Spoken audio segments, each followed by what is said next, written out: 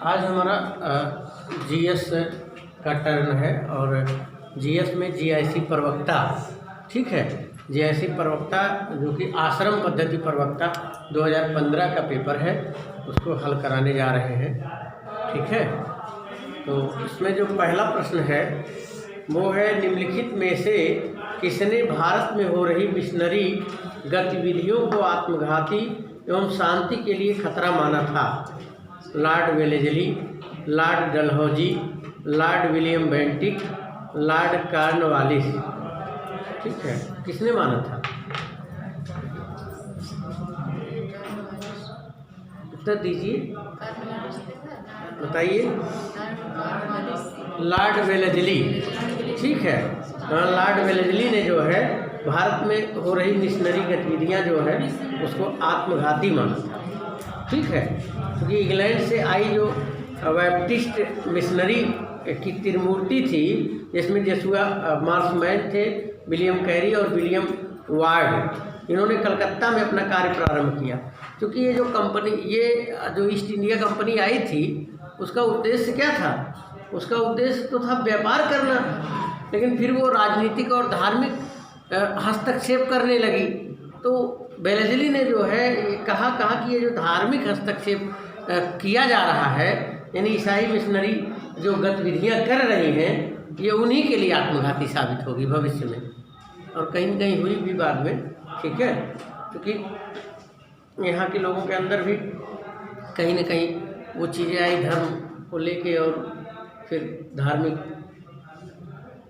आंदोलन टाइप का जो चीज़ें चली, तो वेलेजली ने इसे जो है विध्वंसकारी माना था। लेकिन और जो उसके साथ वाले और जो गवर्नर जनरल रहे उसके पूर्व में या बाद में, वो लोग कहते थे कि अपने धर्म का जब प्रभाव छोड़ेंगे, इसके इन पर जो है हमारे धर्म का, यानी ईसाई धर्म का जब प्रभाव हो जाएगा, तो पूरी तरह से जो है पूरी तरह से एक तरीके से कहते नहीं, मानसिक रूप से भी गुलाम हो जाएंगे। तो फिलहाल लॉर्ड वेलेजली जी हैं। अगला प्रश्न है, भारतीय विश्वविद्यालयों की स्थिति पर जांच पड़ताल करने के लिए 1902 में नियुक्त आयोग के अध्यक्ष थे। विश्वविद्यालयों की स्थिति पर जांच पड़ताल करने के लिए 1902 में एक आयोग बना था, उसके अध्यक्ष कौन थे? वैथ्यून, जेम्स थॉमसन, W.W. हंटर और थॉमस रेली।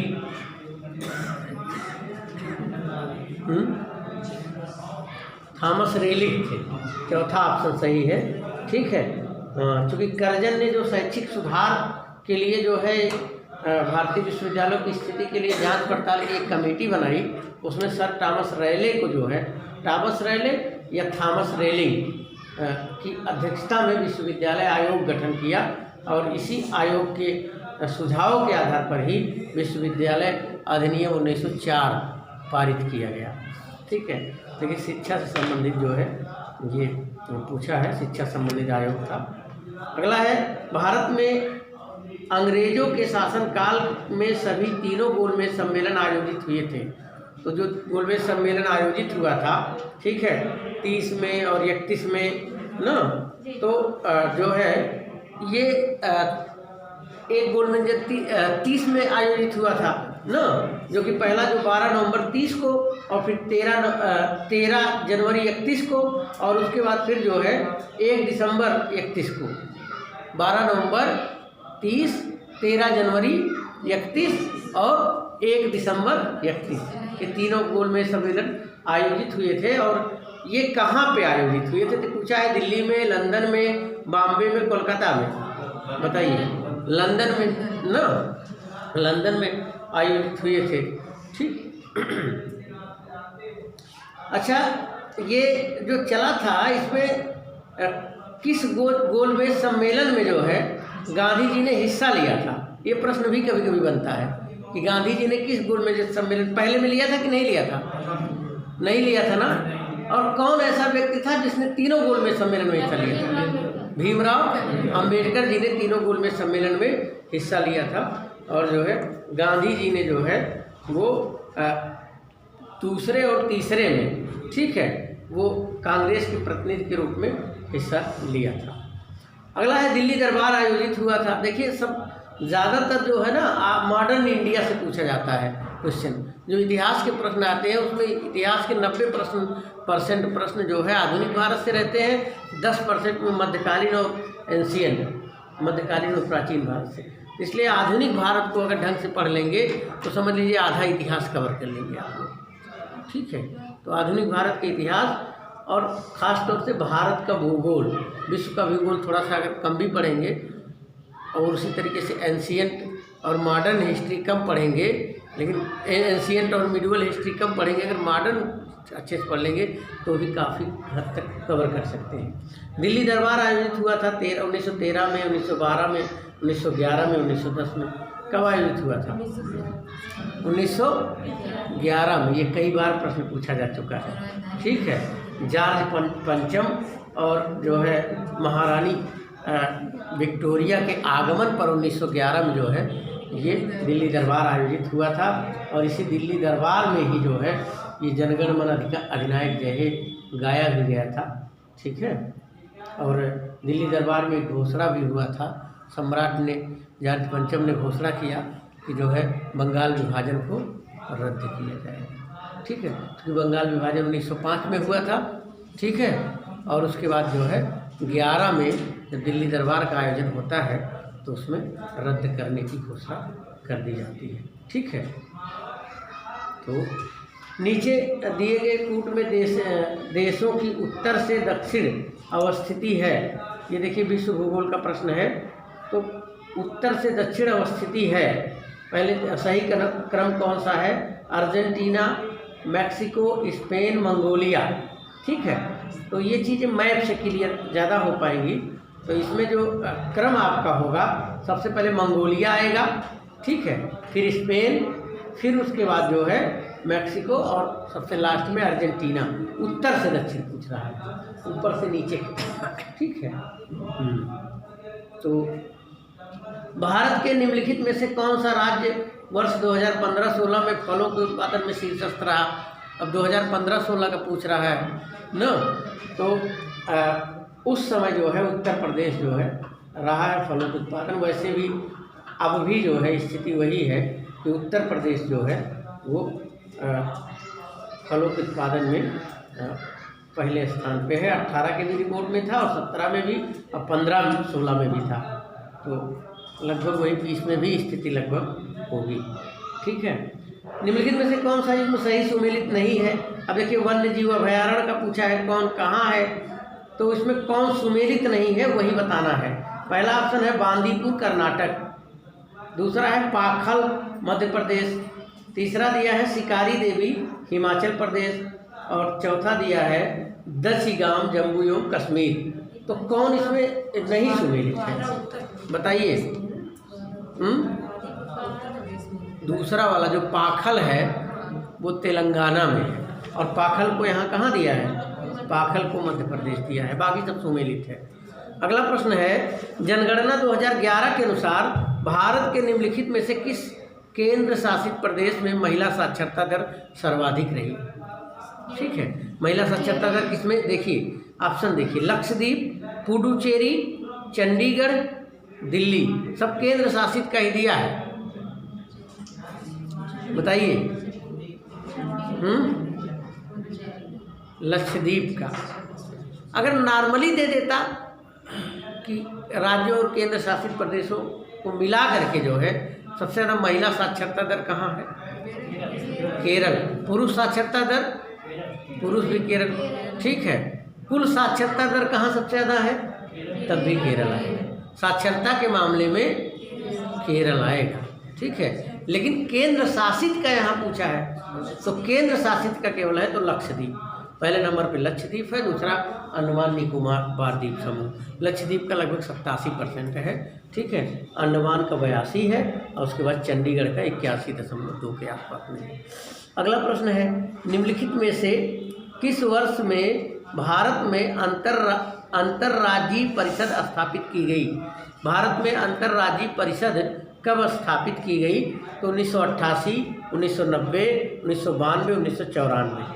ठीक है, तो ये क्या होगा, कौन बताएगा? 90, 92, 94, 88 कौन सा है? 90 है, ठीक है।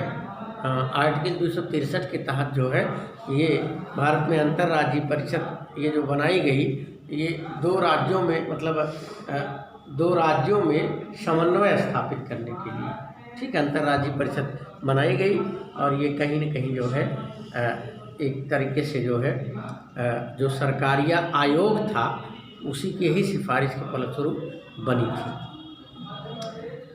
भारतीय संविधान के निम्नलिखित में से किस संशोधन ने पंचायतों को संवैधानिक दर्जा प्रदान किया? पंचायतों को संवैधानिक दर्जा किस संशोधन में दिया गया? 71वां संशोधन, 72वां संशोधन, 73वां संशोधन और 74वां संशोधन, ठीक है, बताइए। 73वां संशोधन, 73वां संशोधन जो 92 में हुआ था उसके तहत जो है पंचायतों को संवैधानिक दर्जा दिया गया, ठीक है। इसका जो उद्देश्य था, संवैधानिक दर्जा जो ग्राम पंचायतें नहीं है उसको संवैधानिक पहले संवैधानिक दर्जा नहीं दिया गया था, पहले ऐसे ही जो है था। 92 में जो है 73वें संविधान संशोधन में इसको दिया गया। और इसका जो मूल वो था कि ताकि जो है एक तरीके से गांव के लोगों की विकास में जन भागीदारी बढ़ सके, गांव के लोगों के विकास में जन भागीदारी बढ़ सके। और ये जो ग्राम पंचायत का जो मॉडल है, ये मॉडल गांधी जी का जो सिद्धांत था, ठीक है, गांधी जी के सिद्धांतों पर आधारित है। जो एक सिद्धांत कौन सा देते थे गांधी जी? सर्वोदय का कॉन्सेप्ट जो उनका था, सबका उदय, यानी अंतिम व्यक्ति तक लाभ पहुँचे। और ठीक है, अंत्योदय तो इन्होंने दिया है, अंत्योदय दीनदयाल जी का है।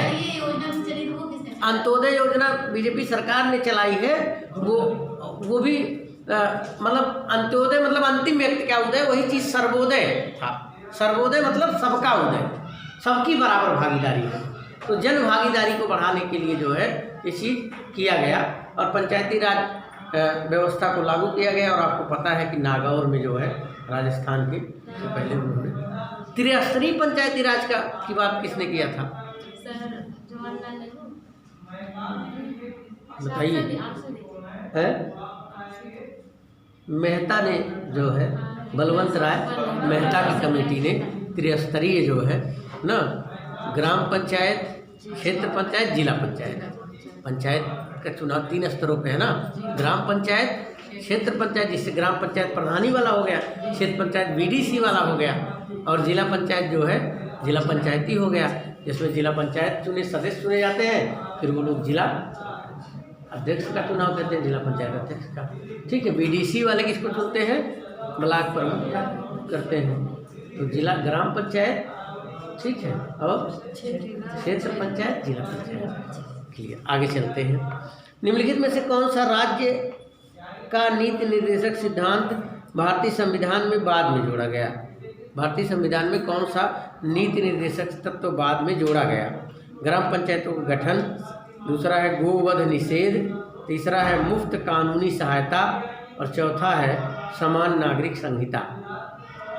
ठीक है, कौन सा होगा? मुफ्त कानूनी सहायता। मुफ्त कानूनी सहायता ये बाद में जोड़ा गया, ठीक है। और 42वें संविधान संशोधन 96 में 1976 में जो है ये जो है नीति निर्देशक तत्व जोड़ा गया। उस समय इंदिरा गांधी जी सरकार में थी और उस समय नीति निर्देशक तत्वों को जोड़ा गया और संविधान के जो है वो भाग 4 के तहत नीति निर्देशक तत्वों का उल्लेख है। और भाग 4 के तहत जो है 39 का में जो है 39 का अनुच्छेद 39 का में गरीबों के लिए मुफ्त कानूनी सहायता का प्रावधान किया गया। ठीक है, जैसे किसी आदमी के पास पैसा नहीं तो प्राइवेट वकील नहीं करने का खर्च कर सकता, तो वो क्या करे कि वो जो है उसको सरकारी वो मुकदमा कर दे, उसको उसकी तरफ से जो है सरकारी वकील सरकार की तरफ से अगर उसके अधिकारों का हनन हो रहा है सरकार की तरफ से जो सरकारी वकील रहेगा वो उसका केस लड़ेगा। ठीक है जी। साबित कैसे होगा गरीब व्यक्ति? तमाम पैमाने हैं उसके। वो अपना राशन वाला वो दिखा सकता है। जैसे क्या है कि जो गरीबी रेखा के नीचे है, बीपीएल कार्ड और सारी चीज़ें व्यवस्थाएं नहीं होती, वो उनका प्रमाण है, गरीब है। ठीक है। भारत में राष्ट्रीय विकास परिषद, वैसे भी आप अगर आप कोई केस आपके चल रहा है, आप वकील नहीं कर पाते, तो भी वो सरकारी वकील केस तब भी लड़ता है। ऐसा नहीं होता, वो तो अपनी सुविधा के हिसाब से लोग कर लेते हैं। ठीक है। भारत में राष्ट्रीय विकास परिषद कब गठित की गई? जब को अभी आपके संवैधानिक अधिकारों का हनन होता है, तो उस समय अब अगर आप केस करते हैं तो वो सरकार आपकी तरफ से केस लड़ती है। ऐसा नहीं है, सरकारी वकील इसीलिए होते हैं। ठीक है। जिसका कोई नहीं होता उसका सरकार होती है। फिलहाल भारत में राष्ट्रीय विकास परिषद कब गठित किया गया? राष्ट्रीय विकास परिषद NDC, नेशनल डेवलपमेंट कमेटी, कब गठित किया गया? तो 26 जनवरी 1950 को, 15 मार्च 1950 को, 6 अगस्त 1951 को, 6 अगस्त 1952 को। बताइए। 6 अगस्त 1952 को। ठीक है। ये योजनाओं के निर्माण में जो है राज्यों की भागीदारी पूरी होनी चाहिए। यानी कोई भी जो योजना आयोग है, वो योजना आयोग जो है क्या बनाती है? योजनाएं बनाती है। तो योजनाओं के निर्माण में राज्यों की भागीदारी सुनिश्चित करने के लिए जो है ये जो है NDC का गठन किया गया। राष्ट्रीय विकास परिषद का गठन 1952 में किया गया। इसमें जो है हर स्टेट के मुख्यमंत्री उसमें सदस्य हुआ करते हैं। बाकी और सेंट्रल का जो मंत्री जो रहते हैं तो रहते ही हैं, ताकि हर स्टेट अपनी अपनी बात अपनी उसको रख सके। ठीक है। नहीं, वो NDC का नहीं चेंज किया गया है, वो उसका योजना आयोग का चेंज किया गया है। 1915 में नीति आयोग बना दिया गया था, नीति आयोग। ठीक है। हाँ। भारत में 50 पैसे का सिक्का किस सीमा तक भुगतान हेतु विधिक रूप से मान्य है? भारत में 50 पैसे का सिक्का किस सीमा तक भुगतान हेतु विधिक रूप से मान्य है? 1 रुपया, 5 रुपया, 10 रुपया, 50 रुपया। ठीक है। तो 50 पैसे का सिक्का जो है, अब तो शायद वो भी ख़त्म हो गया। ये विधिक रूप से मान्य था 10 रुपये तक का भुगतान अगर करना है। ठीक है। तो 50-50 पैसा करके आप 10 रुपये तक का भुगतान कर सकते हैं। ठीक है। अब तो खैर वो बंद ही हो गया। ठीक है। उत्तर प्रदेश में खाद्य सुरक्षा कानून किस समय से लागू किया गया? खाद्य जो गरीबों को वो दिया जाता है, राशन वगैरह, ये मान लीजिए पहले था ही, लेकिन उसको एक पूरी तरह से लागू करने का काम जो किया गया वो कब से किया गया? 1 मार्च 16 से, 1 मार्च 15 से, 1 मार्च 14 से, 15 अगस्त 15 से। बताइए। लागू था लेकिन पूरी तरह नहीं लागू था। वो जो है 1 मार्च 2016 से। ठीक है। हाँ, 1 मार्च 16 से लागू कर दिया गया संपूर्ण प्रदेश में। ठीक है। और ख़ास तौर से अपने यूपी में के संदर्भ में ये पूछ रहा है, तो उत्तर प्रदेश के संदर्भ में तो 1 मार्च 16 से लागू कर दिया गया था। सेंट्रल ने थोड़ा और पहले ही कर दिया था। तो इसके तहत क्या किया गया? प्रत्येक गरीब परिवार के को 2 रुपया प्रति किलो के हिसाब से गेहूँ, कितने वो राशन जो कोटे मिलता है, 2 रुपया प्रति किलो के हिसाब से गेहूँ और 3 रुपया प्रति किलो के हिसाब से चावल सदस्यों के उसके हिसाब से दिया जाता है। ठीक है। और जो है प्रदेश के 28 जिलों में खाद्य सुरक्षा कानून 1 जनवरी 2016 से लागू हुआ था, जिसे 1 मार्च 2016 से पूरे प्रदेश में लागू कर दिया गया। ठीक। यूनियन बजट 2016-17 तो बजट का है, तो 16-17 का है, तो इससे हमको मतलब नहीं है। हमें अब 20-21 का देखना पड़ेगा ना, नया बजट। भारत में छठी आर्थिक जनगणना किस वर्ष में पूर्ण हुई? छठी आर्थिक जनगणना। ठीक है। तो ये भी पुराना क्वेश्चन है, 2013-14 में पूरी हुई थी। ऑस्कर का पूछा है, कौन सी फिल्म जीती थी 2016 में 28वां ऑस्कर, ठीक है, तो स्पॉटलाइट जीती थी फिलहाल। फिर भारत में रेल बजट 2016 को देखिए, बजट जो अभी जल्दी जारी हुआ ना सेंट्रल का, उस बजट को थोड़ा सा देख लीजिएगा आप लोग, ठीक है। हालांकि हम जब करंट पढ़ाएंगे तो बजट के बारे में बताएंगे, ठीक है। उस बजट से पक्का रहता है 1-2 क्वेश्चन पक्का रहता है। अब यही देखिए, दो क्वेश्चन तुरंत आ गया बजट का, ठीक है। तो बजट से 1-2 क्वेश्चन पक्का रहता है, ठीक है। निम्नलिखित में से किस देश की संसद विश्व की पहली पूर्णतः सौर ऊर्जा संचालित संसद हुई? किस देश की संसद सौर ऊर्जा संचालित संसद हुई, ठीक है, यानी सौर ऊर्जा से वहाँ पूरा सिस्टम चल रहा है। तो बांग्लादेश का, चीन का, जर्मनी का, पाकिस्तान का, ठीक है। हाँ, बांग्लादेश, ये पाकिस्तान का है, कोई सोच भी नहीं सकता, ठीक है। ये 2016 की बात है, ठीक है। 2014 में घोषणा हो गई थी। 55 मिलियन जो है उसके जो है, ठीक है। और दुनिया की पहली इमारत बनी थी जो सौर ऊर्जा संचालित थी, वहाँ की संसद। 13वें दक्षिण एशियाई गेम 2019 का आयोजन स्थल, तो उससे मतलब नहीं, हालांकि काठमांडू में हुआ था। अब ये 13वें की बजाय अब जो मौके पे जो 2020-21 में हो रहा है, उन खेलों को पूछ लेगा एशियाई गेम कहाँ हुआ या कहाँ होगा अगला होने वाला और जो आयोजित हुआ, ठीक है। और ख़ास तौर से होने वाला गेम बंद कर दीजिए, ख़ास तौर से होने वाला गेम जो है वो जो भारत में आयोजित होना है उसको जो है निश्चित रूप से पूछा जाता है, ठीक है, भारत में आयोजित होने वाला गेम।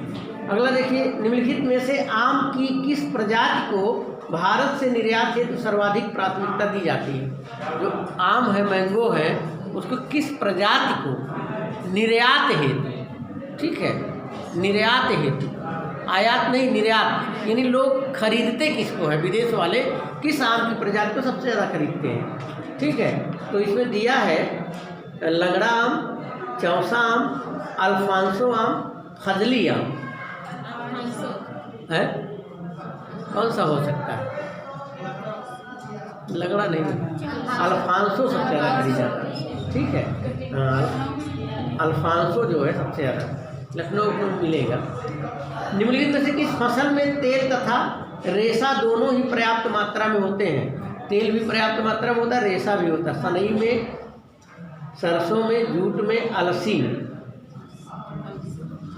बताइए। अलसी, अलसी में होता है, ठीक है।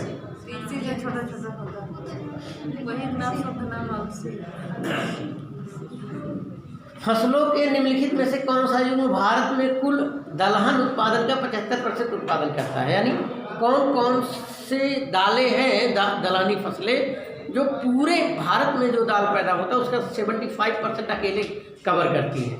दिमाग लगाइए, गांव देहात के हैं आप लोग, इसको सही करना चाहिए। चना एवं मूंग, चना एवं अरहर, अरहर एवं मूंग, मसूर एवं चना, अरहर और चना 75% दाल यही अरहर और चना ही कवर कर देती, ठीक है, अरहर और चना। उसके बाद 25% दालों और कम। चना बहुत तामता है, चना कम नहीं, ठीक है। अरहर शुद्ध अरहर पेवर नहीं खा पाते लोग, फिर क्या करते हैं, तो चना मिला देते हैं, थोड़ा मटर भी मिला देते हैं, ठीक है। बाकी मूंग कहाँ कितना होता है, मूंग बहुत कम होता है। मसूर भी बहुत ज़्यादा नहीं होता, मसूर चना नहीं बल्कि अरहर और चना। ब्रह्मोस मिसाइल को संयुक्त रूप से विकसित किया गया है। भारत और जापान ने, भारत अमेरिका ने, भारत रूस ने, भारत बांग्लादेश ने। ब्रह्मोस को भारत और रूस ने, ठीक है। और ये जानते हैं ब्रह्मोस क्यों पड़ा? भारत का जो ब्रह्मपुत्र नदी है और रूस की मेकांग नदी है, ठीक है, सॉरी रूस की मोस्कवा नदी है। ब्रह्मोस, ब्रह्मपुत्र से हो गया ओस, तो इससे मोस्कवा ब्रह्मोस, ठीक है, नदियों के नाम पे पड़ा है। पूछा जा सकता है प्रश्न, जैसे मुझे ऐसे बना, अब वो पूछ ले कि ब्रह्मोस मिसाइल का नाम भारत की किस नदी और रूस की किस नदी के नाम पे पड़ा है? तो भारत की ब्रह्मपुत्र और रूस की मोस्कवा, ठीक है। निम्नलिखित में से कौन सा युग्म सही सुमेलित नहीं है? कौन नहीं सुमेलित है देखना है। विटामिन ए गाजर में, विटामिन ई ताड़ का तेल में, विटामिन डी कॉड यकृत तेल यानी कॉड लिवर ऑयल, और विटामिन B6 धान की भूसी में। बताइए कौन सा सुमेलित नहीं है? कौन नहीं पाया जाता है? विटामिन कौन सा बोल रहे हैं? डी नहीं, डी तो मान लीजिए सूर्य से मिलता है, इसके अलावा कॉड लिवर ऑयल से भी मिलता है, तो दिक्कत नहीं है। मुख्य स्रोत सूर्य है, लेकिन इसके अलावा, ठीक है, ई जो है ताड़ के तेल में मिलता है, ए गाजर में मिलता है, ठीक है। ए जो है क्योंकि विटामिन ए से ही तो कमी से रतौंधी होती है, तो गाजर वाजर खाने की सलाह दिया जाता है। आजकल गाजर वाजर बहुत सस्ते हो गए, खाया करिए, ठीक है। सीजन में आप लोग खाते नहीं, और बिना सीजन में इतना महंगा हो जाता है कि खरीद नहीं पाते हैं, ठीक है। मतलब ऐसा नहीं है खरीदने की, नॉर्मली जो है थोड़ा सा। आजकल तो जितने गाजर वाजर धई के रपटा करो उतने सही आँख चकचक बनी रहे, ठीक है। अब आप लोग जो है नहीं खाते, क्या करते। टमाटर देखिए आजकल बढ़िया है, नहीं तो पता लगा 8 रुपया पौवा, नहीं तो 80 रुपया किलो मिलने लगता है। तो मतलब जो चीज़ सीजनी हो कम से कम उसको, तो ताकि स्वास्थ्य सही रहे। फिलहाल मैं यहाँ कोई डॉक्टर तो हूँ नहीं कि आपको सलाह दूँ फिटनेस का। जी संतरा और गाजर एक भाव, हाँ संतरा भी सस्ता है। कीटभक्षी पौधे जिस मृदा में उगते हैं उसमें अल्पता होती है। देखिए संतरा भी आजकल बहुत खाना चाहिए, ठीक है। थोड़ा सा दोपहर में खाएं, शाम में ना खाएं, नहीं तो पता चलेगा क्या हो जाएगा, सर्दी हो जाएगी। तो संतरा में विटामिन सी पर्याप्त मात्रा में मिल जाएगा। कीटभक्षी पौधे जिस मृदा में उगते हैं उसमें अल्पता होती है, नाइट्रोजन की, मैग्नीशियम की, कैल्शियम की, पोटेशियम की। नाइट्रोजन की, बिल्कुल राइट। किसने बताया? अच्छा ये बताइए, नाइट्रोजन जो है कैसे कैसे आता है पौधों में? कीटों के द्वारा, और कौन सी क्रिया के द्वारा होती है? नाइट्रोजन पौधों में किस रूप में मिलता है? नाइट्रेट के रूप में मिलता है ना। और आप जानते हैं कि जो फसलों को, जो फली वाली फसलें हैं उसको जब खेत में बोया जाता है, जैसे मटर वटर हो गया, चना वना हो गया, तो जो खेत उस तरह का हो जाता है जिसकी उर्वरता घटने लगती है, नाइट्रोजन की कमी आ जाती है, तो हम लोग क्या करते हैं, राइजोबियम वाली फसलें इस तरह की बोते हैं, यानी फली वाली फसलें। और राइबोज वायरस वो होता है, राइबोज बैक्टीरिया होता है, वो क्या करता है, नाइट्रिफिकेशन करता है ना। इसीलिए कहते हैं कि चना वना बो दीजिए उस खेतवा में 1-2 साल ना, इसलिए फसल चक्र लागू किया गया, बदल के बोना चाहिए। जैसे हर बार धान गेहूँ बो रहे हैं, एक बार उसमें चना बो दीजिए। तो ये सब चीज़ों को बोने से क्या होता है, नाइट्रोजन, ठीक है। और कीटभक्षी पौधे जिस मृदा में उगते हैं उसमें नाइट्रोजन की अल्पता होती है, तो पता है घटपरडी वगैरह, ये है कीटभक्षी पौधे, ठीक है।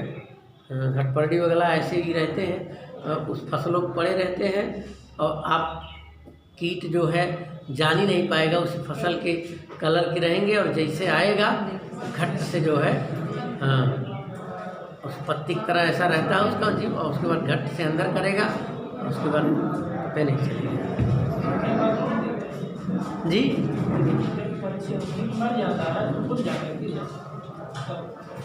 हाँ, निम्नलिखित में से कौन सा जैव अणु एक प्रकार का प्रोटीन है? कौन सा जैव अणु प्रोटीन है? ठीक है, ग्लाइकोजन, स्टार्च, केराटिन, कोलेस्ट्रॉल। कौन सा अणु एक प्रकार का प्रोटीन है? बताइए, ग्लाइकोजन, केराटिन, स्टार्च, कोलेस्ट्रॉल, कौन सा है? केराटिन है, ठीक है। हाँ देखिए, केराटिन जो होता है ये हमारी नाखून में कौन सी प्रोटीन पाई जाती है? केराटिन पाई जाती है। केराटिन जो है ना लिविंग कोशिकाओं में पाई जाती है। ये जो है ना, इसीलिए देखते हैं नाखून को जब काट देते हैं फिर बढ़ जाती है। नाखून में केराटिन प्रोटीन पाई जाती है, बाकी और हड्डियों को काट देंगे नहीं बढ़ेगी ना। हाँ, लेकिन इसमें पाई जाती है केराटिन प्रोटीन, ठीक है।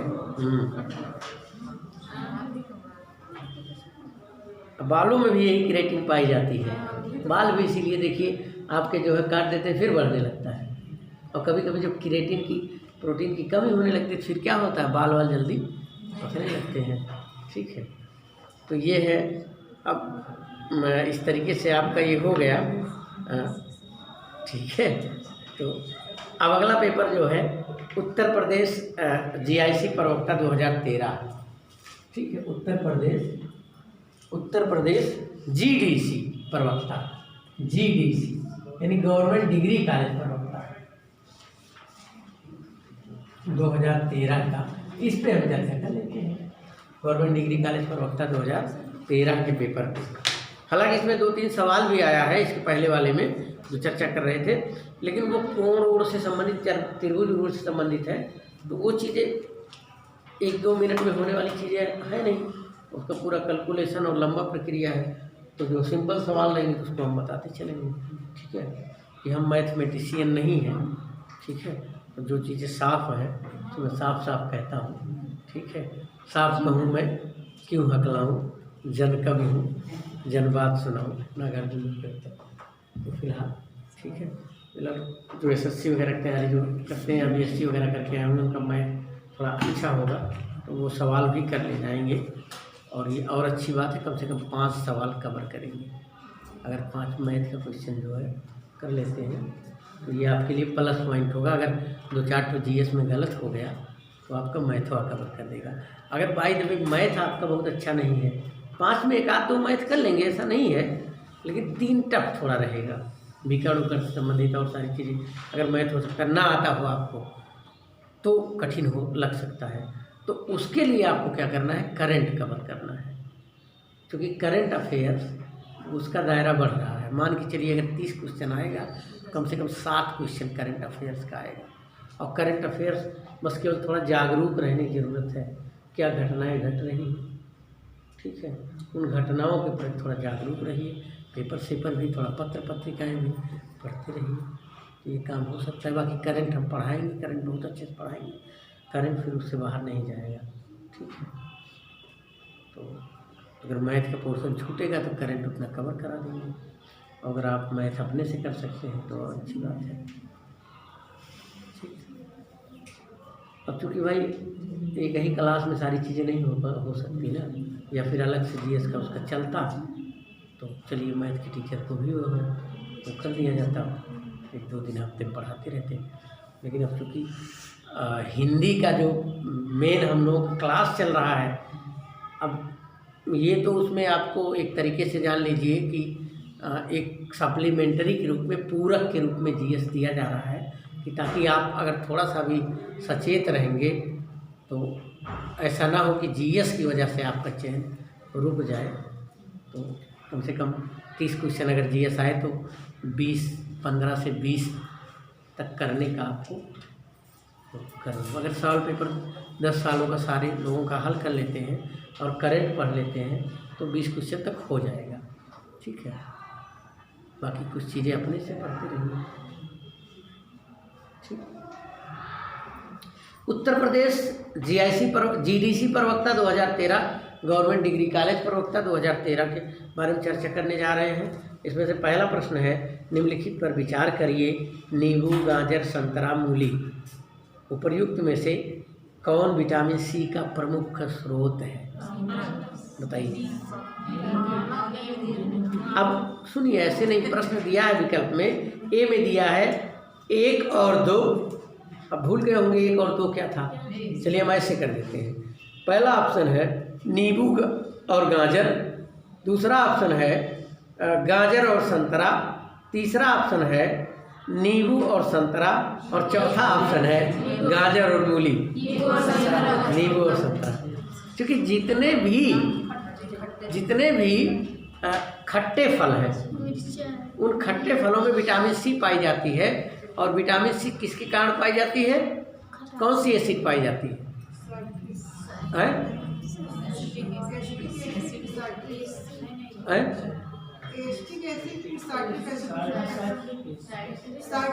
हाँ, साइट्रिक एसिड पाई जाती है। साइट्रिक एसिड या सिट्रिक एसिड, ठीक है।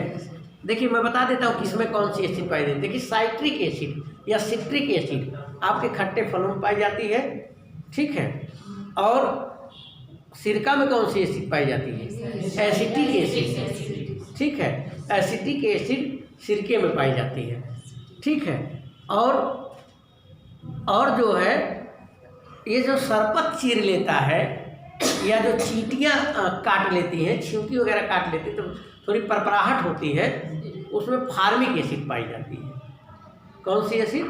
Formic acid. चींटी काट लिया या सरपत या गन्ना चूहने गए, पता लगा उसका जो है गन्ने का वो पाती जो है चीर लिया, ठीक है, तो उसमें फार्मिक एसिड पाई जाती है, ठीक है। और इसके अलावा जो है लैक्टिक एसिड किसमें पाई जाती है? लैक्टिक एसिड जी, हाँ, दही में जो है लैक्टिक एसिड के कारण जो है वो खट्टी होती है, ठीक है, ठीक है। एजेटोबैक्टर नाम का एक वो पाया जाता है, उसके कारण वो जो है वो कहते हैं ना, वो दही खाने के लिए बड़ी लाभदायक होती है। दही खाने में बहुत लाभदायक होती है, क्योंकि एजेटोबैक्टर जो पाया जाता है वो क्या करता है, हमारे जो पेट में उस तरह के हानिकारक कीड़े होते हैं उसको जो है वो मारने का काम करता है। तो फिलहाल ये प्रश्न आपका जो है ये था कि खट्टे फलों में जो है कौन सा है, तो इसमें सिट्रिक एसिड वाला या विटामिन सी वाला, ये क्या है? नींबू और संतरा। क्लियर? निम्नलिखित पौधों में से कौन सा सही नहीं है? नंबर 1, पौधे स्टार्च के रूप में भोजन का संचयन करते हैं। दूसरा है आलू का खाद्य योग्य भाग स्तंभ कंद होता है। आलू का खाद्य योग्य भाग स्तंभ कंद होता है। तीसरा है गन्ने के पौधे में शर्करा का संचयन तने में होता है। चौथा है सभी पौधे नाइट्रोजन का उद्ग्रहण सीधे वायुमंडल से करते हैं। कौन सा गलत है? फिर से देख लीजिए एक बार। पौधे स्टार्च के रूप में भोजन का संचयन करते हैं, क्लियर है ना? मंड के रूप में या स्टार्च के रूप में क्या करते हैं? वो भोजन का संचयन कर लेते हैं, क्योंकि क्लोरोफिल की सहायता से जो उसकी पत्तियां जो है वो सूर्य के प्रकाश में भोजन बनाती हैं, और वो भोजन बनाती है तो वो मंड के रूप में उसको क्या करते हैं? स्टार्च के रूप में संचयन कर लेते हैं। आलू का खाद्य भाग स्तंभ कंद होता है। स्तंभ कंद यानी तने की जड़, तने की ही जड़ है वो। तने आलू एक तरीके से तना ही है, क्योंकि आलू में देखेंगे सोर निकलेगा। आलू में तो स्तंभ कंद होता है, यानी तने का कंद है वो, ठीक है। वो जड़ नहीं है आलू। आलू क्या है? एक तरीके से तना ही है, लेकिन शुद्ध कहते स्तंभ कंद है, यानी तने का कंद है, ठीक है, सही है। गन्ने के पौधे में शर्करा का संचयन तने में होता है, राइट। शर्करा जो सुक्रोज पाई जाती है गन्ने में, वो कहाँ पाई जाती है? तने में ही होता है ना। गन्ने के तने को चूहते हैं, ठीक है, छेफी बाहर कर देते हैं, रस अंदर कर लेते हैं, ठीक है, तो उसी तने में ही होता है। गन्ना चूहने का मन कर रहा है, बड़े दिनों से नहीं जाया गया घर। सभी पौधे, एक तो कोचिंग ने सब बंद कर दिया गन्ना उन्ना चूहना, नहीं तो क्या होता था, शाम को जो है घर जाया जाता था जब, तो शाम को आराम से 4:30 बजे एक मौनी दाना चटनी चबा के, उसके बाद फिर 2-4 लोगों को लेके फिर गन्ना चूहने जाया जाता था। और घुस के जो है, जो सबसे बढ़िया गन्ना होता था उसको बड़ा करके बढ़िया उसको वो कर दिया जाता था कि लचीला है कि नहीं है, ठीक है, सब कुछ। फिर उसके बाद तोड़ के आराम से बैठ के चूहा जाता, तो गांव का खबर लिया जाता था। फलनवा कहाँ राहत है आजकल, फलनिया कहाँ राहत है, ढेमकवा कहाँ टहरत है, मतलब पूरा जो है सजरा मिल जाता था ना। क्या हो रहा है, अपनी प्रधानी कौन जीत रहा है, कौन अब की बार किसका वोट किसको मिलेगा, सारा बायोडाटा जो है मिल जाता था ना। लेकिन अब वो दिन बहुर गए, वो दिन चले गए, अब देखिए कब बहुरते हैं। ठीक है, चलिए कोई बात नहीं। सब अगला देखिए विकल्प है, सभी पौधे नाइट्रोजन का उद्ग्रहण सीधे वायुमंडल से करते हैं। गलत है, सीधे वायुमंडल से नहीं करते, यही गलत है। वो नाइट्रेट के रूप में लेते हैं। ठीक है, वो मिट्टी में पहले नाइट्रोजन प्रवेश करता है और जब वर्षा होती है तो वर्षा के उसमें घुल करके फिर क्या होता है, उससे उसके जड़ों के द्वारा लेते हैं। यही गलत है। निम्नलिखित ग्रहों में से किसको सुबह का तारा या संध्या का तारा या सांझ का तारा भी कहते हैं? बुध, शुक्र, मंगल, शनि। शुक्र को, सुकौआ को ना। हाँ, सुबह सुबह मम्मी उठती हैं, दादी उठती हैं, तो उनको कौन सा तारा दिखाई देता है? शुक्र। वही शुक्र को देख करके वो कहती थी कि ये जो है क्या हो गया, सवेर हुई है। ठीक है, तो घड़ी कहाँ था पुराने ज़माने में, तो सितारे को देख के लोग अनुमान लगा लेते थे। तरई कितना आगे गए, पीछे गए, पता चल पड़ी इतना रात है। जब सिर के ऊपर होता था तो आधी रात होती थी, वैसे दिन भी पता चलता है। कैसे पता चलता है? जब सूरज सर पे होता है तो 12 बजे होते हैं। ठीक है, और फिर जब पीछे जाने लगता है तो उसी हिसाब से अनुमान लगा लीजिए, और आगे होता है तो फिर पता चल जाता है। पैमाना आदमी यंत्र के अभाव में क्रिएट किया था। चलिए कोई बात नहीं, तो आपने जान गया। ये प्रश्न बड़ा कॉमन क्वेश्चन है, बच्चों से भी पूछेंगे वो भी बता देंगे। बहुत कठिन प्रश्न तो अभी तक नहीं मिला कोई, बहुत चैलेंजिंग। देखिए ऐसे ही आता है, थोड़ा कॉमन सेंस लगाएंगे। निम्नलिखित ईंधनों में से कौन सा न्यूनतम पर्यावरणीय प्रदूषण करेगा? किससे प्रदूषण कम होगा? हाइड्रोजन से कि डीजल से कि मिट्टी के तेल से कि कोयला से? बताइए। नहीं, कोयला तो हाइड्रोजन। ठीक है, हाइड्रोजन जो है वो कम पर्यावरणीय प्रदूषण जो है करेगा। ठीक है, बाकी डीजल भी जलेगा, उससे ज़्यादा जो है कार्बन निकलता है। हाइड्रोजन में उतना कार्बन नहीं निकलेगा। आपका कोयला कार्बन निकालेगा ही, मिट्टी का तेल आप देख रहे हैं ना, जहाँ पे आम के बाग वाग होते हैं और अगर वहाँ ईंट का भट्ठा लग जाता है, ईंट की फैक्ट्री लग जाती है, तो क्या होता है, वहाँ के आम जो है कोयला आम गिरने लगते हैं। ठीक है, कहते हैं सब अमुआ कोयला जा रहे हैं, तो उससे क्या है, पर्यावरणीय क्षति है ना, कार्बन की वजह से। विश्व पर्यावरण दिवस कब मनाया जाता है? ठीक है, 5 जून को। क्लियर है, जान ही रहे हैं।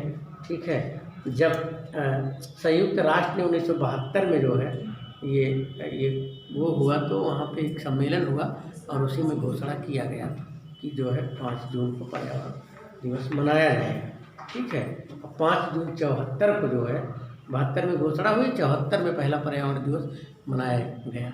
तो प्रश्न ऐसे भी बन सकता है ना कि पहला पर्यावरण दिवस कब मनाया गया? 5 जून 1974 को। बाकी सब बता देंगे पर्यावरण दिवस कब मनाया जाता है। थोड़ा सा घुमा दिया, कान ऐसे पकड़ना था, इधर से पकड़ लिया तो गलत हो जाएगा। थोड़ा सा तो जान ही रखिएगा।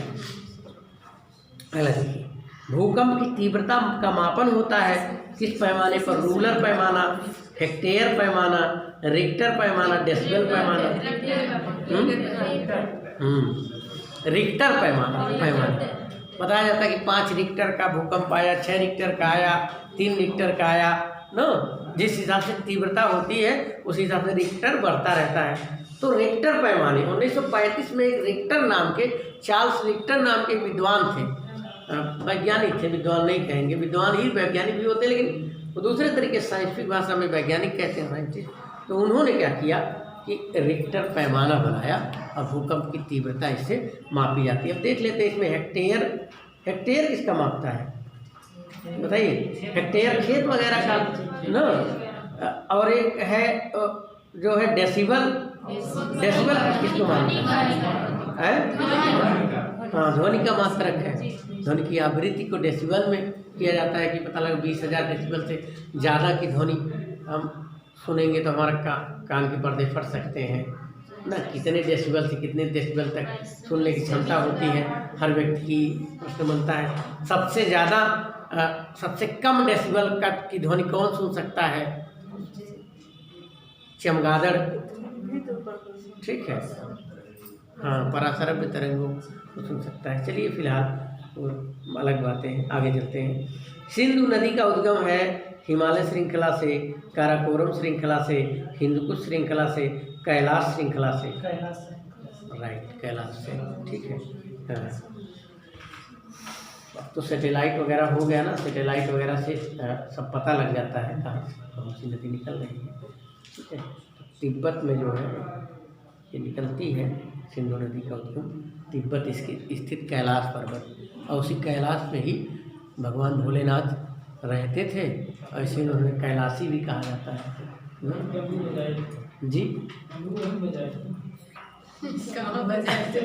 वो जो सूत्र निकला था महेश्वर वाला, अब कहाँ बजाए थे हमको नहीं पता इतना ज़्यादा, लेकिन कैलाश पे रहते थे, कैलाशवासी थे ये, ठीक है। और कैलाश जो है वो तिब्बत के पास है, और पहले तिब्बत भारत का ही भाग होता था। विश्व का सबसे बड़ा महासागर प्रशांत महासागर, ये जान लीजिए आधे में प्रशांत महासागर है, आधे में सब 6 महासागर है, ठीक है। प्रशांत मतलब सबसे शांत, जो गहरा, यानी जिसका ज्ञान गहरा होता है सबसे शांत भी होता है ना, प्रशांत महासागर, तो ये सबसे गहरा भी है, ठीक है, और सबसे बड़ा भी है, ठीक है। हाँ, तो ये हो गया। और ये पृथ्वी का लगभग 30% भूभाग अकेले प्रशांत महासागर का है, मतलब पूरी धरती का 30% भूभाग अकेले प्रशांत महासागर है, बाकी 70% में धरती और महासागर सब है, सारे मिला के बहुत बड़ा है। निम्नलिखित में से ये तो अफगानिस्तान का राष्ट्रपति पदभार संभाला सितंबर 2014 में, क्या मतलब है 14 वाले से, करंट का छोड़ना पड़ेगा। फुटबॉल विश्व विजेता, ये भी नोबल विजेता 2014, जाने दीजिए, ठीक है। अगला देखिए, निम्नलिखित में से कौन रक्त और लौह की नीति में विश्वास करता था? अलाउद्दीन खिलजी, ऐबक, बलबन, रजिया सुल्ताना, इल्तुतमिश, बताइए। बलबन, हाँ, बलबन जो है ये लौह और रक्त की नीति अपना, बड़ा ही कठोर नीति अपनाता था। ये सीधे अपने दुश्मनों को जो इसके खिलाफ सिर उठाता था उसको ये सीधे कुचल देता था, फन उठाया नहीं, कुचल दिया, ठीक है, मौका नहीं देता था दोबारा ना, जैसे आप लोग सांप को मार देते हैं। तो लौह एवं रक्त की नीति अपनाता था। इसका नाम था गयासुद्दीन बलबन, और बलबन जो है एक गुलाम था, ठीक है। बलबन जो है एक गुलाम था, और ये जो है इसको ख्वाजा जमालुद्दीन बसरी नाम के एक व्यक्ति ने खरीदा था, ठीक है, खरीदा था और दिल्ली लाया था। और इल्तुतमिश ने जब ग्वालियर जीता था तो उसको पुरस्कार के रूप में, इसको भेंट के रूप में बलबन को दिया था। दास प्रथा पहले चलती थी ना, तो एक दास था, गुलाम था, खरीदा गया दास गुलाम था, जिसको जो है ख्वाजा जमालुद्दीन बसरी ने जो है किसको भेंट किया था? इल्तुतमिश को। और फिर वो इल्तुतमिश के यहाँ आया, और इल्तुतमिश का इतना खासम खास बन गया। देखिए, जिसके पास योग्यता होती है, क्वालिटी होती है, वो अपना स्थान ले ही लेता है, ठीक है। क्वालिटी जिसके पास होती है वो अपना स्थान ले ही लेता है। तो उसने जो है फिर बाद में आपको पता है कि इल्तुतमिश के मरने के बाद कुतुबुद्दीन ऐबक पहले था, उसका दामाद इल्तुतमिश था। फिर उसके बाद रजिया सुल्ताना जो है बनती है।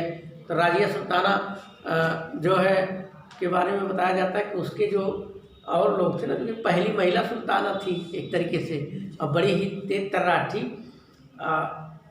वो शायद अपने घुड़सवार जो अश्वारोही था उससे प्रेम करती थी, ठीक है। तो हाँ, क्या नाम था, नाम नहीं याद आ रहा है, उससे प्रेम करती थी। तो बाद में उसकी हत्या करा दी जाती है। तो उसके बाद जब बलबन जो है वो बनता, तो बलबन जो है लौह एवं रक्त की नीति अपनाता है। और ये जो है बहुत ही कट्टर टाइप का था, ठीक है। एक तरीके से लोगों को सिर नहीं उठाने देता था। तो लौह और रक्त की नीति किसने अपनाया? बलबन ने।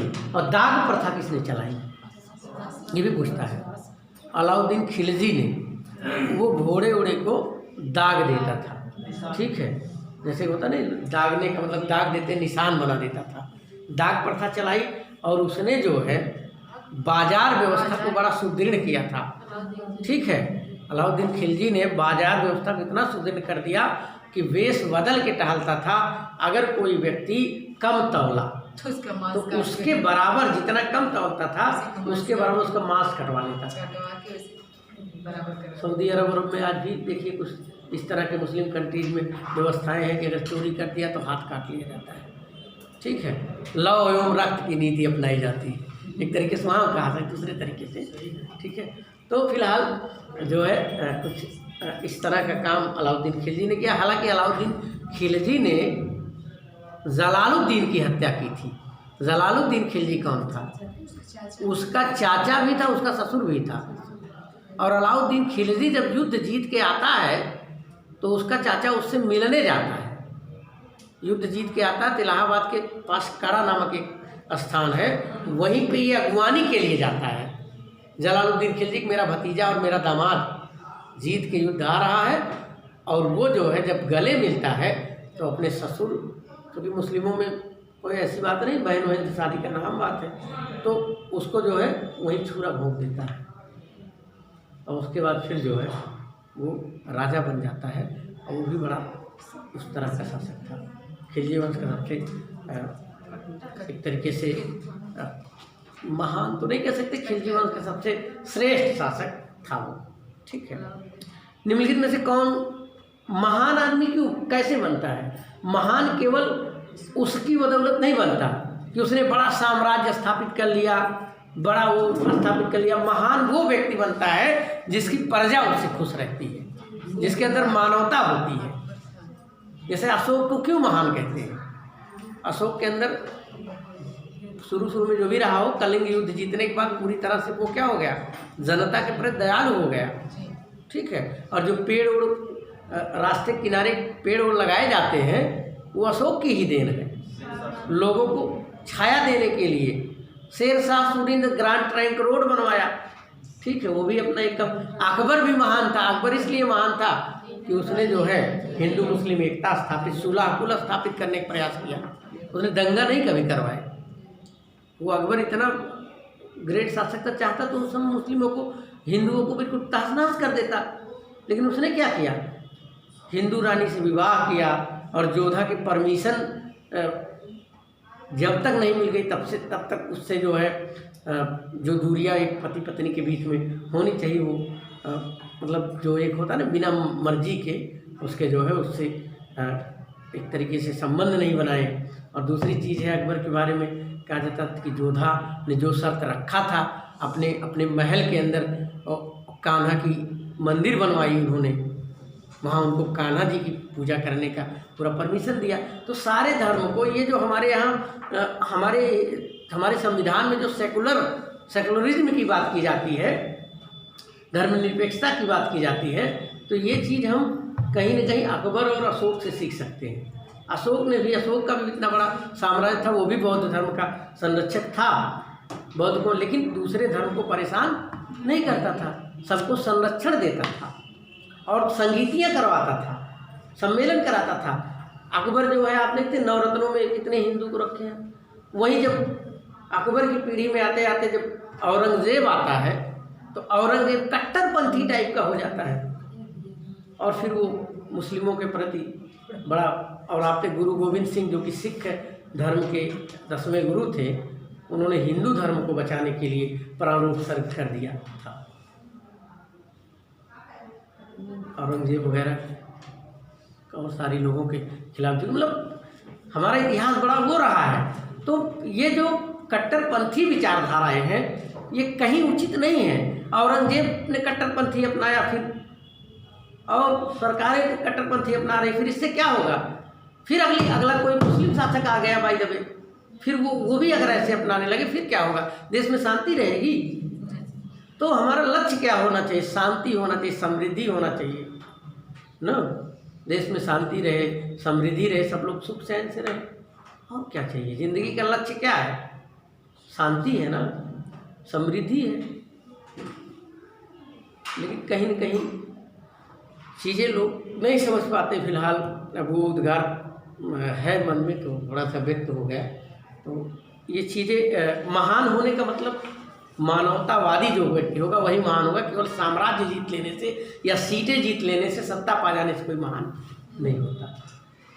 हम अच्छे टीचर क्यों कहलाएंगे? जब आप सबको संतुष्ट रख सके ना अपने नॉलेज से। हम बहुत नॉलेज हो हमारे पास, आपको बता ही ना पाए, व्यक्त ना कर पाए, समझा ना पाए, आप मेरे पढ़ाने समझे में आए, हम 50 बार JRF हो, क्या मतलब है?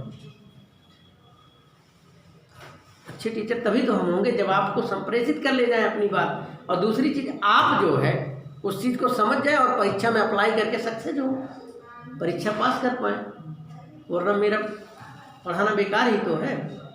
तो वैसे ही साम्राज्य से कोई महान नहीं होता, व्यक्ति जो है अपने कर्मों से महान होता है। फिलहाल तो इसीलिए अलाउद्दीन खिलजी को महान नहीं कहा गया, ठीक है। तो चलिए आगे चलते हैं। अगला है, निम्नलिखित में से किस आंदोलन को राष्ट्रीय स्वतंत्रता का मुस्लिम युद्ध के रूप में माना जाता है? राष्ट्रीय स्वतंत्रता में जो मुस्लिम युद्ध के नाम से किस आंदोलन कहा जाता है? खिलाफत, मोपला विद्रोह, बहावी आंदोलन और अलीगढ़ आंदोलन। नहीं, खिलाफत आंदोलन कहा जाता है, ठीक है। हाँ, प्रथम विश्व युद्ध के बाद ब्रिटेन एवं तुर्की के बीच सेवराय की संधि या सेवर्स की संधि हुई, ठीक है। और इस संधि में तहत जो है तुर्की के मुसलमानों के सारे अधिकार छीन लिए गए।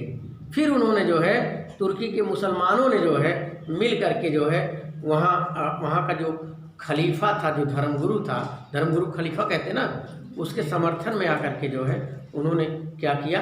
खिलाफत आंदोलन चलाया।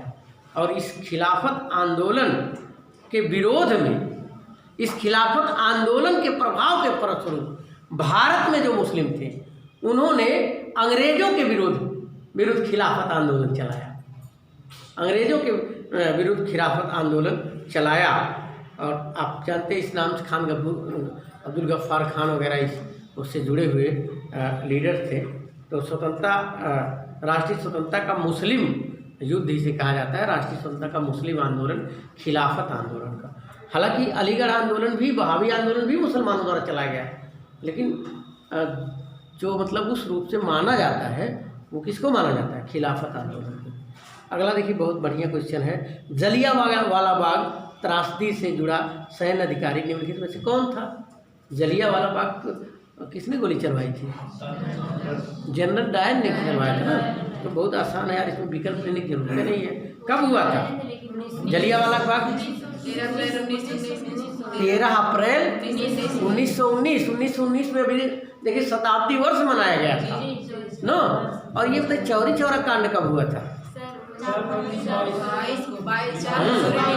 फरवरी 1922 को। 99 साल पूरा हो गया 4 फरवरी को। 100वां साल है, 100वीं वर्षगांठ अभी जल्दी बनाई गई, ठीक है। हाँ, 4 फरवरी। काकोरी कांड में क्या हुआ था बताइए? वो चौरी चौरा में क्या हुआ था?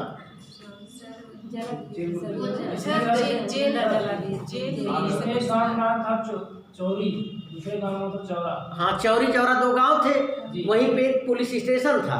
और जो क्रांतिकारी थे, क्योंकि असहयोग आंदोलन गांधी जी का चल रहा था, असहयोग आंदोलन चल रहा था, ठीक है।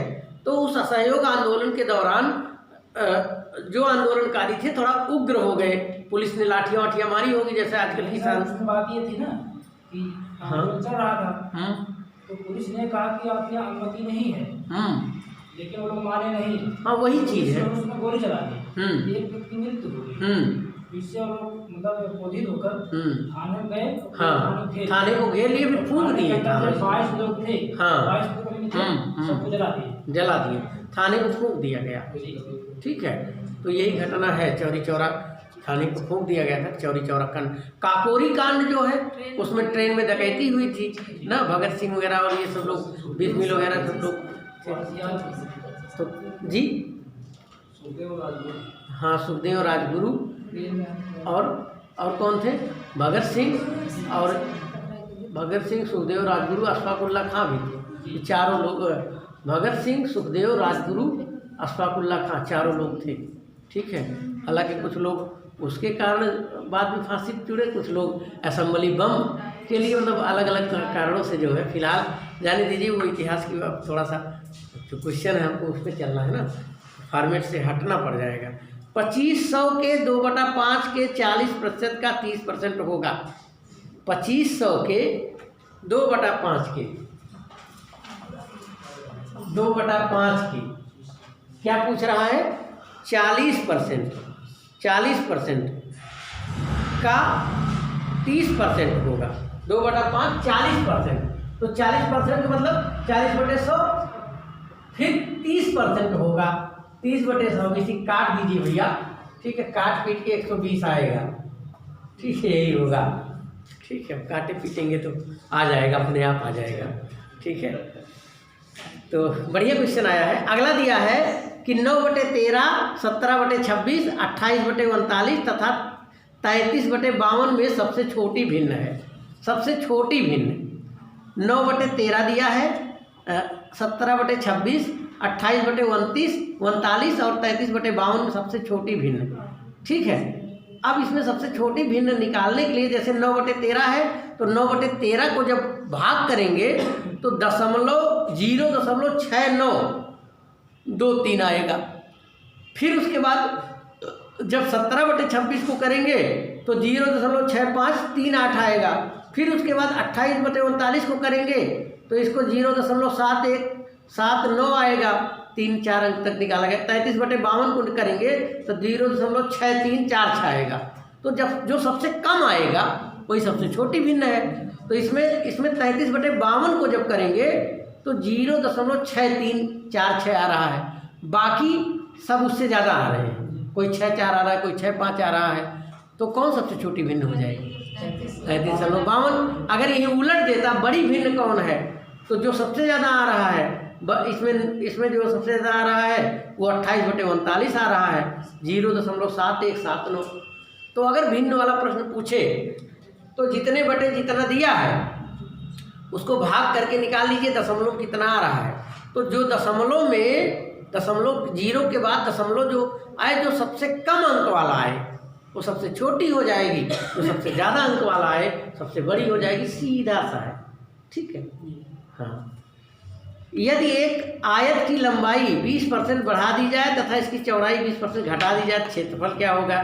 20% बढ़ जाएगा कि 10% घट जाएगा कि 4% घट जाएगा, 4% बढ़ जाएगा, ठीक है। तो अब इसमें कह रहा है कि लंबाई क्या कर दिएगा? 20% बढ़ा दी जाए, ठीक है। तो मान लो लंबाई ए हो गई, लंबाई ए को 20% बढ़ा दो तो ए धन 20 हो गया, ठीक है। ए बराबर प्लस 20 हो गया। चौड़ाई कितनी है? कह रहा है चौड़ाई बढ़ा दी, चौड़ाई 20% घटा दी जाए तो बी बराबर -20 हो गया, -20% हो गया, ठीक है। अब उसके बाद जो है आयत के क्षेत्रफल में वृद्धि या कमी के लिए हम करेंगे क्या कि ये जो है 20 में से 20 घटाएंगे, ठीक है, ऋण 20 गुणे 20/100 कर देंगे, यानी a प्लस बी। एक ये फार्मूला है, a plus B plus AB/100। तो भैया a प्लस बी को जब करेंगे, a क्या था? प्लस 20 था ना, और बी क्या था? -20 था। तो प्लस माइनस मिलके क्या होता है? माइनस। प्लस माइनस, जैसे एक आदमी पॉजिटिव विचार करे और दूसरा आदमी निगेटिव विचार करे। एक आदमी क्या कोचिंग जाए, सर जी बढ़िया पढ़ाते हैं, तो अगला कह रहा नहीं मजाक क्या हो तो घर ही पढ़ ले, कौन दिक्कत है, वो माइनस। फिर क्या होगा? वो उसको भी डिस्चार्ज कर देगा, कहेगा चलो ठीक है घर ही पढ़ो, ठीक है कोचिंग जाइए, ठीक है। तो प्लस माइनस क्या होता है? माइनस। और माइनस माइनस क्या होता है? और दोनों अगर माइनस माइनस है, ठीक है, तब उसके बाद क्या हो जाएंगे? वो प्लस हो जाएंगे, ठीक है। दोनों ना जाए विचार बाय, उसके बाद दोनों जब फेल हुई है तो कहिए दोनों देने चला, ठीक है। और अगर प्लस रही है तब तो रिचार्ज भाई रहे, कहिए समय से पहुँच जाए। 3:30 बजे क्लास है, 3:25 पे पहुँच जाओ ताकि जो चीज़ पढ़ाओ शुरू से एकदम कुछ समझ में आवे, ठीक है। तो फिलहाल प्लस माइनस क्या हो गया? माइनस हो गया, प्लस था वहाँ माइनस। धन AB, देखिए AB 20 गुणे वो भी 20 है ना, प्लस 20 प्लस। अब 100 कर दो भैया, अब इसी को काट दो, ठीक है। 20 में से 20 गए, कुछ ना आया ने, और इसको काटो, इसको काटो, 2 दूनी 4, 4% आ गया ना, तो 4% आ गया। अब ये जो 4% आ रहा है ये माइनस में आएगा प्लस में आएगा, चूंकि जो है ये 0 आ गया और यहाँ पे प्लस माइनस था, तो प्लस माइनस जब दोनों होता तो माइनस का चिन्ह लगता है, तो -4% आ जाएगा। तो 4% की क्या होगी, कमी आ जाएगी। ठीक है, बहुत कठिन नहीं था, लेकिन वही है कि थोड़ा सा कठबैठिया टाइप थोड़ा दिमाग लगाना पड़ता है। ठीक है, इतना कसरत किया करिए, थोड़ा मैथ पढ़ने से सवाल लगाने दिमाग तार्किक होता है, दिमाग जो है क्या होता है, तेज होता है। ठीक है, यदि 1 से 100 तक की सभी संख्याएं लिखी जाए तो 5 का उपयोग कितनी बार किया जाएगा। अब अगर कोई फार्मूला नहीं पता है तो 1 से 100 तक लिख डालो, ठीक है, या 1 से 100 तक न लिखो तो ऐसे करो, 1 से 10 में 5 एक बार आए, और 11 से 20 में एक बार आया, फिर यहाँ 25 एक बार आया, फिर 19 बार एक बार आया, यानी 10, 20, 30, देखिए 30, 40, फिर 50 में कई बार आया, 2 बार आया, फिर यहाँ 65 में आएगा, एक बार आया, ऐसे करके करते जाएंगे। अब सब का करो, सबका जोड़ डालो। ठीक है, कितनी बार आएगा, देखिए कितनी बार उपयोग किया जाएगा 5 के अंक का, तो ये 18 बार, 19 बार, 21 बार, 20 बार, 19 बार तो 20 बार आएगा।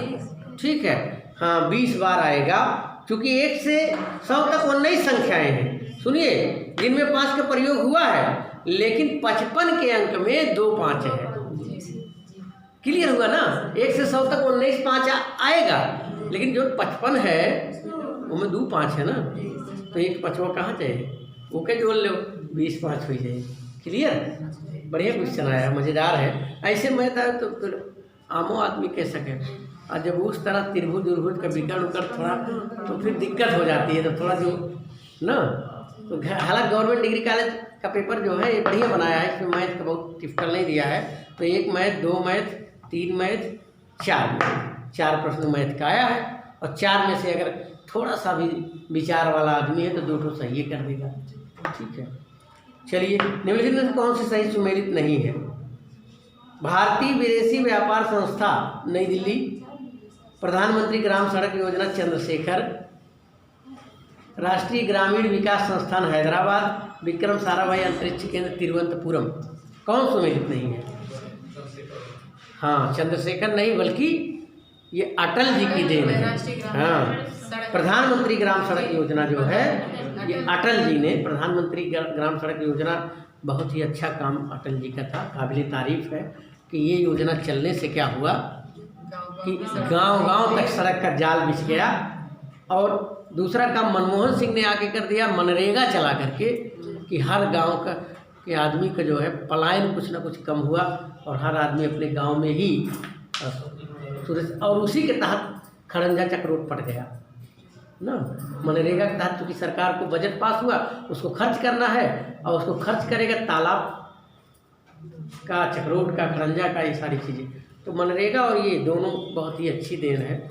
ठीक है, तो ऐसी योजनाएं जो भी चलाता है तो याद किया जाता है। चलिए, भारतीय जनगणना 2011 के अनुसार भारत के निम्नलिखित राज्यों में से किसमें लिंगानुपात सबसे कम है। पंजाब, बिहार, हरियाणा, सिक्किम है। अरे दादा, कैसे भैया, हरियाणा जो है इसमें सबसे कम लिंगानुपात मतलब समझ रहे ना, प्रति 1000 पुरुषों पर स्त्रियों की संख्या, तो प्रति 1000 पुरुषों पर स्त्रियों की संख्या जो है ये हरियाणा में सबसे कम है। यानी 1000 अगर आदमी है तो 879 महिला है, यानी 879 लोग के शादी हुई, बाकी सब लोग ठीक है ऐसे रह जाएंगे। ठीक है, तो यहाँ का लिंगानुपात कम। हरियाणा में की भ्रूण हत्या बहुत ज़्यादा होती थी। आज भी हरियाणा में देखा नहीं, वो दंगल मूवी देखे हैं क्या, दंगल मूवी में देखिए, उसमें आमिर खान जो रहती है, गीता फोगाट वोगाट, कई जो भी बहनें हो जाती हैं। अब बाप पहले से अरमान पाले हुए हैं कि हम अपने बेटा को पहलवान बनाएंगे। अब नंबर लग गया, बिटिया हुई पहली, फिर दूसरी, फिर तीसरी, अब सिर पकड़ के बैठ जाता है। फिर बाद में वो उसी बिटिया को ही बेटा बनाता है, ठीक है, उसको पहलवान बना देता है। गीता फोगाट, आप देखिए कितना ना, तो टेंशन नहीं लेना चाहिए बाप को। आप लोग भी बनेंगे तो ऐसा ना सुनिए बिटिया हो गई टेंशन ले लिए, ठीक है, बेटवा हो तो कोई बात नहीं, बिटिया हो तो भी कोई बात नहीं, सब बराबर है। बस उसको कायदे से सही से पढ़ाई लिखाएंगे तो निश्चित रूप से वो आपका नाम रोशन करेगी, ठीक है। और कभी भी अपनी इच्छाएं बच्चों के अंदर ज़बरदस्ती नहीं डालना चाहिए कि आप पता लगा डिग्री कॉलेज प्रोफेसर नहीं बन पाए, अब लड़के की ज़बरदस्ती प्रोफेसर बना रहे हैं, आप आईएएस नहीं बन पाए तो उसको ज़बरदस्ती आईएएस बना रहे, तो ऐसा ना हो। उसके अंदर देखिए क्या है, वो हर आदमी अपने आप में यूनिक होता है। जो भी धरती पर जन्म लेता है ना, विवेकानंद जी ने कहा बुरे से बुरे इंसान के अंदर भी कोई न कोई एक अच्छाई रहती है। तो उसकी अच्छाई को देखिए क्या उसके अंदर है, उसको तलाशिए, फिर उस हिसाब से उसकी शिक्षा दीक्षा कराइए। अगर गाँव में बढ़िया है तो गायक बना दो, डांस करें डांसर बना दो, डांसर मतलब अच्छी स्टेट लेवल का, बॉक्सिंग है बॉक्सर बना दो, क्रिकेट पढ़ने में तो आईएएस विषय बनाओ, डॉक्टर इंजीनियर बनाओ, लेकिन अपने उसको देखिए पढ़ने में भी कौन सा विषय उसको रुचिकर है। अगर बायो केमिस्ट्री रुचिकर है तो उसको विज्ञान के क्षेत्र में ले। अगर पता लगे वो बचपन से कविता वविता लिख रहा है हमारी तरह, तो ज़बरदस्ती साइंस नहीं पढ़ाना चाहिए। तो मेरे पापा की इच्छा थी साइंस पढ़े, इंटर तक साइंस पढ़ने के बाद वो बीएससी में एडमिशन करा दिए। अब हम जो है क्या किए, बीएससी से बीए ट्रांसफ़र करा लिए, ठीक है। अब बड़े नाराज़ हुए, तो जब टॉप करके दिखाएं जो है तो तब जाके उनको थोड़ा तसल्ली हुई, चलिए ठीक है। मैं गुप्ता जी एक लेबर इंस्पेक्टर थे, उन्होंने कहा ज़बरदस्ती काहे बीएससी पढ़ा रहे हैं जब इसको बीए। हमें पहले दिमाग में था हम जो है हिंदी से पीएचडी करेंगे और डिग्री कॉलेज और ये सब सिविल विविल का। इतिहास और हिंदी से विशेष लगाव था, इतिहास, हिंदी, जीव विज्ञान से। केमिस्ट्री और फिजिक्स और मैथ हमको बिल्कुल जैसे लगता था कि ज़बरदस्ती जैसे होता नहीं, किसी को पिलाइए और ना पिए, यहाँ तक जाके अटक जाए, लेकिन ज़बरदस्ती तो वो कंडीशन थी। तो जो विषय अच्छा लगे बच्चे को, उसको ना आर्ट खराब होता ना साइंस खराब होता है। चलिए 2-4 क्वेश्चन और है। निम्नलिखित में से किस पंचवर्षीय योजनाओं में भारत की विकास दर सर्वाधिक हुई है? तो लिंगानुपात क्लियर हो गया ना, हरियाणा का है। और सबसे बढ़िया कहाँ का है, लगे हाथ बताइए दो। केरल का है। केरल शिक्षा का स्तर है वहाँ, और जहाँ लोग ज़्यादा शिक्षित होंगे वहाँ कहीं न कहीं उसका प्रभाव होगा, भ्रूण हत्या कम होगा, ठीक है। केरल का सबसे बढ़िया लिंगानुपात है, वहाँ पुरुष से ज़्यादा महिलाएं हैं, ठीक है, पुरुष से भी ज़्यादा महिलाएं हैं, ठीक है। निम्नलिखित में से किस पंचवर्षीय योजना में भारत की विकास दर सर्वाधिक रही? भारत की विकास दर किस पंचवर्षीय योजना में सर्वाधिक रही है? 8वीं में, 9वीं में, 10वीं में, 11वीं में, ठीक है। तो 11वीं पंचवर्षीय योजना, 11वीं पंचवर्षीय योजना ये 2007 से 12 के बीच चली, और उस समय भारत के प्रधानमंत्री माननीय मनमोहन सिंह रहे। और उस समय भारत जो बहुत पीछे था, उस समय आकर के 5वें स्थान पर खड़ा हो गया, विश्व की 5वीं अर्थव्यवस्था। और तब से 12 से लेकर 22 लगने वाला है, उठने के बजाय नीचे में जा रहा है, ठीक है। थोड़ा सा उठता फिर गट से नीचे बैठ जाता है, उसी के इर्द गिर्द हम घूम रहे थे। तो 11वीं पंचवर्षीय योजना, पंचवर्षीय योजना खत्म हो गई ना, यही हमारा पंचवर्षीय योजना में गायब हो गया। न रही बांस न बजी बांसुरी। हालांकि अब नीति आयोग जो है वो पंचवर्षीय योजना नहीं बना रहा है, अब कौन योजना बना रहा है, अब ऐसे ही योजना बना रहा है। बिल्कुल 2 क्वेश्चन और है, अगर आप समझ। स्वर्ण जयंती ग्राम स्वरोजगार योजना इसी में से आएगा परीक्षा में। स्वर्ण जयंती ग्राम स्वराज योजना SGSY लागू किया गया 2002 में, 2019 में, 2007 में, 1997 में, ठीक है। ये स्वर्ण जयंती ग्राम स्वरोजगार योजना जो है 99 में लागू किया गया था, ठीक है, 99 में लागू किया गया था। अगला देखिए, कूट का चयन कीजिए, सुमेलित कीजिए। हीरा क्या है? हीरा कैल्शियम दिया है, संगमरमर सिलिकॉन दिया है, और उसके बाद जो है अगला क्या दिया है, अगला बालू ग्रेफाइट दिया है, स्नेहक कार्बन दिया। तो बिल्कुल आप जानते हैं कि हीरा क्या है, कार्बन का अपर रूप है। कार्बन का क्या है, अपर रूप है तो हीरा कार्बन है, संगमरमर क्या है, कैल्शियम है। जो अवसादी शैलें होती हैं उसके कैल्शियम से संगमरमर बनता है। और बालू क्या है, सिलिकॉन है, नदियों द्वारा बहा कर लाई गई जो सिलिका होती है उसी से बालू बनता है। स्नेहक क्या है, स्नेहक जो है वो ग्रेफाइट होता है, ठीक है। तो ये है निम्नलिखित में से किसे शुष्क बर्फ कहते हैं। शुष्क बर्फ, ठोस कार्बन डाइऑक्साइड, ठोस हाइड्रोजन पराक्साइड, निर्जलीकृत बर्फ 227 केल्विन पर बर्फ। तो ठोस कार्बन डाइऑक्साइड को शुष्क बर्फ कहते हैं, ठीक है। कार्बन डाइऑक्साइड ठोस रूप में भी जो मिलता है उसी को शुष्क यानी सूखा हुआ बर्फ कहते हैं। निम्नलिखित तत्वों में से किसके अपर रूप नहीं है, तो इसका उत्तर नहीं जारी किया आयोग ने, गलत विकल्प ही दिया था। अगला है लिफ्ट में किसी पिंड का आभासी भार उसके वास्तविक भार से अधिक होता है। किसी पिंड का आभासी भार उसके वास्तविक लिफ्ट में आप हल्का महसूस करते हैं, ठीक है। क्यों? नियत गति से ऊपर जाती है, नीचे की ओर त्वरित होती है, नियत वेग से नीचे जाती है, ऊपर की ओर त्वरित होती है, ठीक है। क्योंकि ऊपर की ओर त्वरित होती है, तेजी से ऊपर जाती है, इसलिए हल्का महसूस होता है, ठीक है। तो इस प्रकार जब लिफ्ट रुकी होती है तो उस समय अपना भार पता चलता है, ठीक है। क्योंकि उस समय क्या होता है कि जो भार होता है R बराबर mg, ठीक है, यानी जो आभासी भार होता है वो आपके द्रव्यमान के जो मेन भार होता है उसके बराबर दिखता है। जब त्वरित अवस्था में होता है तो वो क्या होता है, हल्की दिखाई देती है, ठीक है। तो ये चीज़ें हैं। आगे चलिए, ध्वनि का वेग अधिकतम होता है निर्वात में, पानी में, स्टील में, हवा में। बताइए, स्टील में, ठीक है। स्टील में जो है अधिकतम होता है। हाँ, बर्तन खड़खड़ाइए, देखिए तेज आवाज़ करता है, ठीक है। स्टील में जो है क्योंकि ध्वनि तरंग जो है अनुदैर्ध्य तरंग है, ठीक है, और जिसके संचरण के लिए माध्यम की आवश्यकता होती है। अगर ये हवा चलना बंद हो जाए तो क्या जो हम बोल रहे हैं सुनाई देगा आपको? भाइयों बहनों बताओ, नहीं सुनाई देगा ना। तो ये माध्यम ढूंढती है, ठीक है।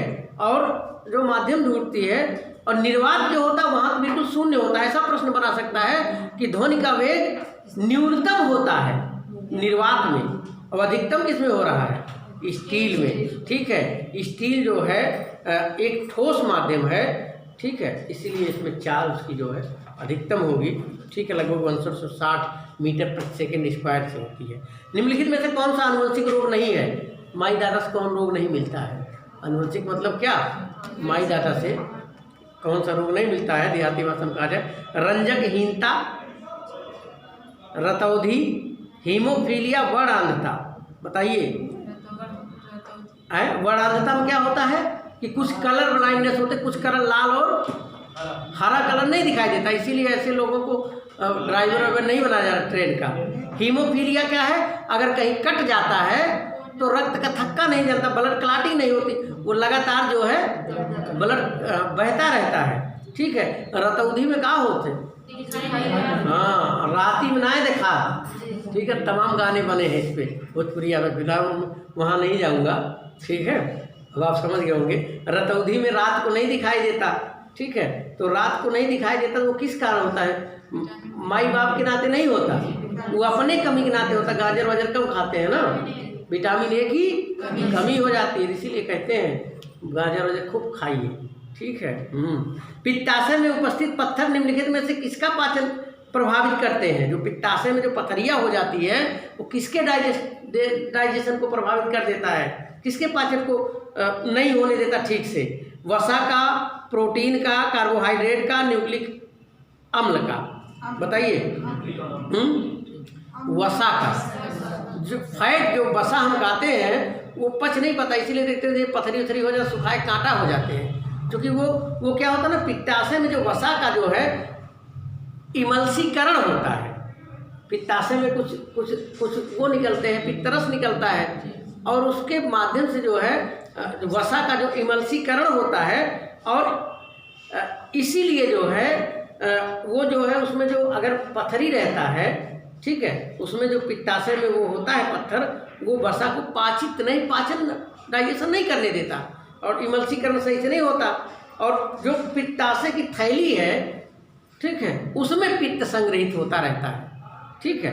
और फिर क्या होता है, ये जो रस संग्रह पित्त में होना चाहिए वो फिर लीवर में होने लगता है, ठीक है। और फिर लीवर में जब होने लगता है तो ये फिर लीवर से होते हुए छोटी आंत में प्रवेश करता है। और जब छोटी आंत में जब प्रवेश करता है तो वहाँ कई प्रकार की जो विटामिन्स होती हैं, ठीक है, यानी ई, डी और ई जो है विटामिन पाचक एंजाइम कौन कौन से, ई, डी, ई, के, ये जो है वसा को घुलनशील विटामिन्स है, ठीक है।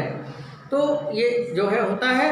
और पित्ताशय में पथरी तब बनती है जब पित्त परिवहन प्रक्रिया में असंतुलन हो जाता है, यानी पित्त सही से वो नहीं कर पाता, पित्त का परिवहन सही नहीं हो पाता, तो पित्ताशय में पथरी बन जाती है। और पित्त का परिवहन क्यों नहीं हो पाता, जब पानी पीना कम कर देते हैं, ठीक है। भूख है प्यास से दौड़ा करो, पानी वानी ना पियो, जल्दी से पथरी हो जाए, फिर का हो जाओ, तो मामला गड़बड़ हो जाए, सुखाए को जाओ काटा, और एक दिन हो जाए राम नाम सत्य है। तो ऐसे नौबत ना हो भैया, पानी वानी खूब पिया करो, जाओ खुश रहो, मस्त रहो, स्वस्थ रहो, ठीक है। मानस हिंदुस्तानी मानस पॉइंट को लाइक शेयर और सब्सक्राइब कर